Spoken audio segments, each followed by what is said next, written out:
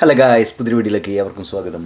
ഒരു ഹൈടെക് കോപ്പിഡിയുടെ കാര്യമാണ് ഗൈസ് ഇന്നത്തെ വിഷയമായിട്ട് നമ്മളെടുത്തുള്ളത്. നോക്കാം. ഇന്നത്തെ അല്ല, ഈ വീഡിയോൻ്റെ വിഷയം.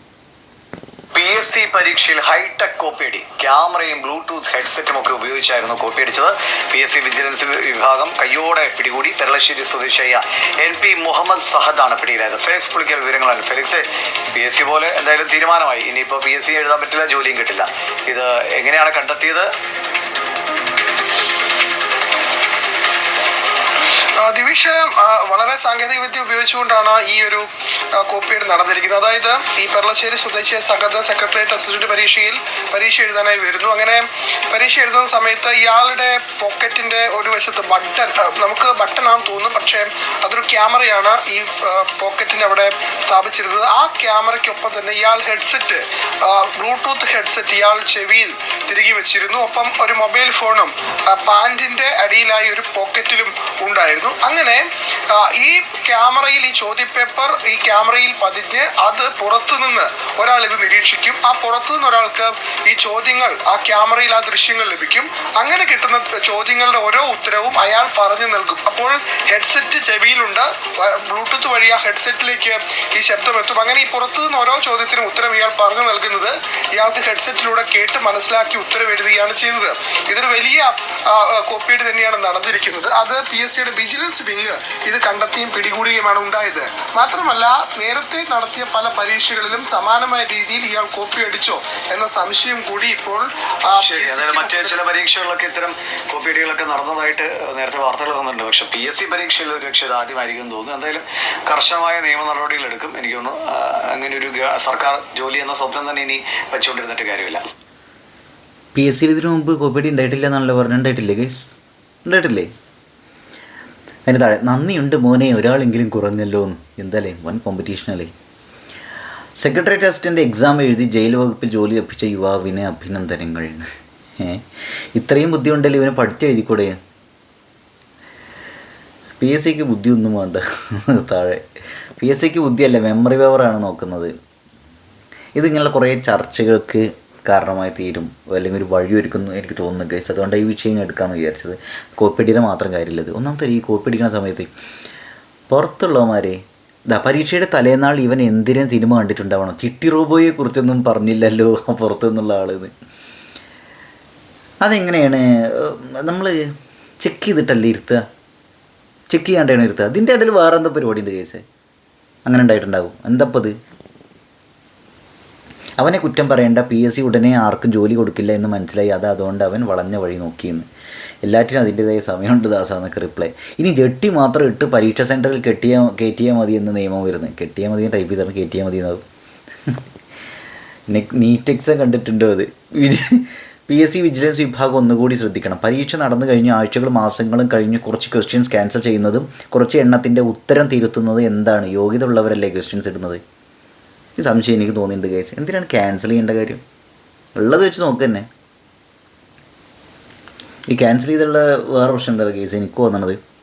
അങ്ങനെയല്ലല്ലോ. ഒരു ക്വസ്റ്റ്യൻ പേപ്പർ എന്ത് തേങ്ങയില്ല, ആ ക്വസ്റ്റ്യൻ പേപ്പർ അത് വെച്ചിട്ട് അനലൈസ് ചെയ്യുക, അത്ര തന്നെ. ഷുവർ ആൻസർ വരെ റിമൂവ് ആക്കുന്നുണ്ടെന്ന്. പല ഉടായിപ്പത്തരം ഉണ്ടായിരിക്കും. കഷ്ടപ്പെട്ട് ഉറക്കമൊഴിഞ്ഞ് പഠിച്ച് എക്സാം എഴുതുന്ന നമ്മൾ നോക്കൂത്തികൾ. ഇവനെതിരെ ഒരു ആക്ഷൻ ഉണ്ടാവില്ല. അതിൻ്റെ പിന്നിൽ കൂടെ കാരണം കുറേ ടീംസ് ഉണ്ട് കേസ്. ഇപ്പോൾ ജോബ് കിട്ടിയവരൊക്കെ ഉണ്ടാവുമെന്ന് കേട്ടിട്ടുണ്ട് കേട്ടോ. ഇപ്പോൾ ജോബ് കിട്ടിയവരൊക്കെ ഇങ്ങനെയുള്ള ടീം ഉണ്ടാകില്ലേ? സാധ്യത ഉണ്ട്. There is A chance. Party അടിസ്ഥാനത്തിൽ ജോബിന് കയറുന്നതിലും ഭേദം ആണ് ഇത്. ഇതിന് അറ്റ്ലീസ്റ്റ് അവൻ ബുദ്ധി കൊണ്ട് എന്തെങ്കിലും എഫേർട്ട് ഇട്ടല്ലോ എന്ന്. എന്തിനാടാ മോനെ നീ ഇത്രയ്ക്ക് റിസ്ക് എടുത്തത്? പിൻവാതിൽ കണ്ടെത്തിയാൽ പോരെ എന്നൊക്കെ. ക്യാഷ് കുറേ പോകും, അതുകൊണ്ടായിരിക്കുന്നു. നീ കണ്ടെത്തി തരുമോ പിൻവാതിൽ നിന്ന്? പിന്നെ പാർട്ടിയുടെ കാര്യം പറഞ്ഞു പലരും. അങ്ങനെ നിയമനം ലഭിച്ച 10 പേരെ കാണിച്ചു തരാമോ കേരള PSC വഴി നിയമനം നടക്കുന്നതിൽ നിന്ന്? പിൻവാതിൽ എന്നാൽ മൂലമെന്നാണോ എന്ന്? ഒരു ഉദ്യോഗാർത്ഥി എന്ന നിലയിൽ PSC വിജിലൻസിന് നന്ദി പറയുന്നു. എന്നാൽ ഇതേ പരിപാടി വേറെ ആളുകൾ ചെയ്യുന്നുണ്ടോ എന്ന് എങ്ങനെ പരിശോധിക്കും? കാരണം ഇങ്ങനെ ഒരു സംശയം ഉന്നയിക്കാൻ കാരണം ഇന്ന് രാവിലെ നടന്ന പാർട്ട് 1 പരീക്ഷയ്ക്ക് മുൻപും ഷർട്ടിൻ്റെ പാൻറ്റിൻ്റെയും പുറമേ തപ്പി നോക്കിയുള്ള ദേഹപരിശോധന നടന്നിരുന്നു.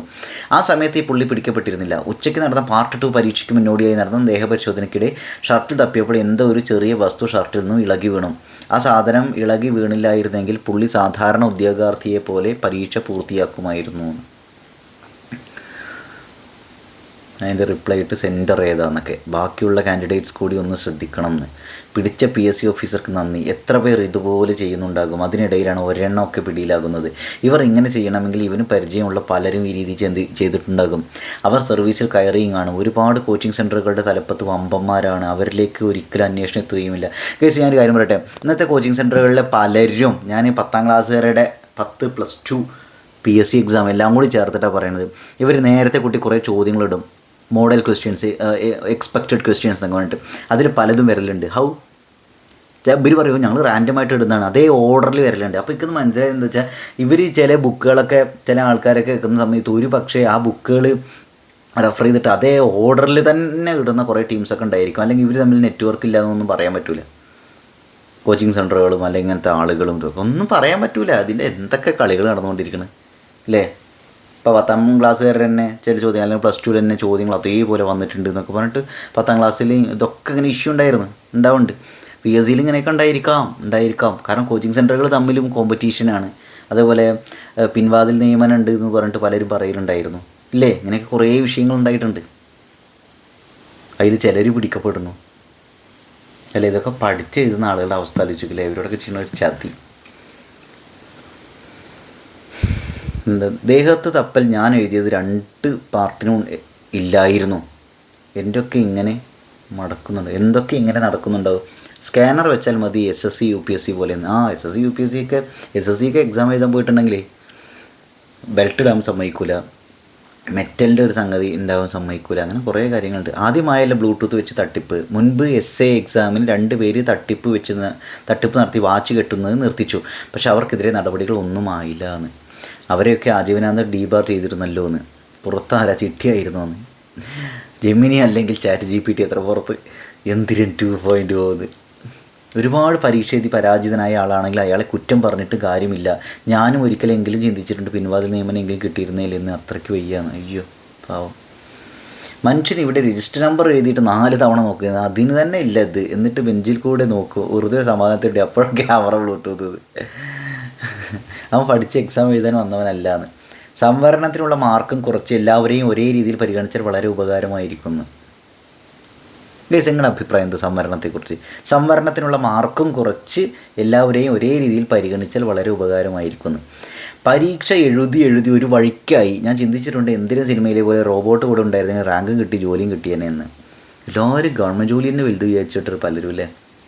കമ്മി റിപ്പോർട്ടർ പറയുന്നു ഇത് ആദ്യമായിട്ടാണ് എന്ന്. നിഷാം ശിവരഞ്ജിത്ത് എന്ന SFIക്കാർ എത്ര പെട്ടെന്നാണ് ആങ്കർ മറന്നത്. ഇതായത് റിപ്ലൈ ഇട്ട്, പിടിക്കപ്പെടാത്ത അടുത്ത് ഇരുന്ന് എത്ര പേർ ഇന്ന് ഗവൺമെൻറ് സർവീസിലുണ്ട് നിങ്ങൾക്കറിയാമോ? PSCയുടെ ടെക്നിക്കൽ എറർ കാരണം ഇന്ന് സർവീസിൽ ഇരിക്കുന്ന എത്ര പേരെന്ന്. ഇവനെപ്പോലെ ഉള്ളവരാണല്ലോ സർക്കാർ ജോലിക്കാരാകുന്നത്. ഇന്ന് സർവീസിൽ ഇരിക്കുന്ന എത്ര പേർ. അതേ സംഭവം. ഇതുപോലത്തെ ഒരു അലവലാതി കാരണം ഇപ്പോൾ PSC എഴുതുമ്പോൾ സമയം നോക്കാൻ വാച്ചിടാൻ പറ്റാത്ത അവസ്ഥയായി. ഇനി ഈ അലവലാതി കാരണം SSC പോലെ സ്ട്രിക്റ്റ് ആക്കുമല്ലോ. ജ്വൽസും ബെൽറ്റും വാച്ചും ഒന്നും ഇടാൻ പറ്റാത്ത അവസ്ഥ ആകുന്നു. പൂജ കമൻറ്റ് ചെയ്തിറക്കണം. ഹാളിൽ നിൽക്കുന്ന ഉദ്യോഗസ്ഥൻ പൊട്ടനാണോ? ചെവിയിൽ ഹെഡ്സെറ്റ് തിരികെ പരീക്ഷയ്ക്ക് ഇരിക്കുന്നത് ആൾ കണ്ടില്ലേ? ഹെഡ്സെറ്റ് എത്ര ചെറുതാണെങ്കിലും അറിയാൻ പറ്റുമല്ലോ. ഡിസേബിൾ ആയ വ്യക്തിയാണ് എക്സാം എഴുതുന്നതെങ്കിൽ അതും പ്രത്യേകം രേഖപ്പെടുത്തിയിട്ടുണ്ടാകുമല്ലോ എന്ന്. സത്യം, ഈ ഇൻവിജിലേറ്റേഴ്സ് എന്ത് ചെയ്യുകയായിരുന്നു അവിടെ? PSC വിജിലൻസ് വിങ്ങിന് അഭിനന്ദനങ്ങൾ. കേരളത്തിലായതുകൊണ്ട് മാത്രം പിടിക്കപ്പെട്ടു എന്ന്. PSC പരീക്ഷയിൽ കോപ്പി അടിക്കേണ്ടവന് സുഖമായി കോപ്പി അടിക്കാം. ഒരു ചെക്കിങ്ങും ഇല്ല, ഒരു സുരക്ഷയും എന്നാണ് എനിക്ക് തോന്നിയിട്ടുള്ളത്. എങ്കിലും ഇതിലും സുരക്ഷ ഉണ്ട് സ്കൂളിലെ ഓണപരീക്ഷയ്ക്ക് എന്ന്. നീ ഒന്ന് കോപ്പി അടിച്ച് നോക്ക്. അപ്പോൾ എല്ലാ സെൻറ്ററിലും PSC സ്റ്റാഫ് ഉണ്ട്. അവർ 3 തവണയെങ്കിലും എല്ലാ ക്ലാസ്സിലും കയറും, കൂടുതൽ സ്ക്വാഡും. ഒരു വാച്ച് പോലും പറ്റില്ല പിന്നെ അല്ലേ എന്ന് തോന്നല. എഴുതി നോക്കാം അപ്പോൾ അറിയാമെന്ന്. എന്നും ഒരിക്കൽ പോലും PSC എക്സാം എഴുതാത്ത ഒരു പൊട്ടെന്ന് കോഴിക്കോട്ടുകാരിട്ട റിപ്ലൈ. എഴുതി നോക്കാം അപ്പോൾ അറിയാം, പോയി നോക്കാം അപ്പോൾ അറിയാം. PSC എക്സാം ഒരാളിൽ മാക്സിമം 30 പേരുടെ സീറ്റ് കാണും. എത്രയും ഒക്കെ ഒരു ഇൻവിജിലേറ്റർ സ്ട്രിക്റ്റ് ആയിട്ട് നോക്കും. ആണെങ്കിൽ നമ്മൾ ഹെഡൊന്ന് ചരിച്ചാൽ പോലും വേണേൽ നോട്ടീസ് ചെയ്യുവാനേ ഉള്ളൂ.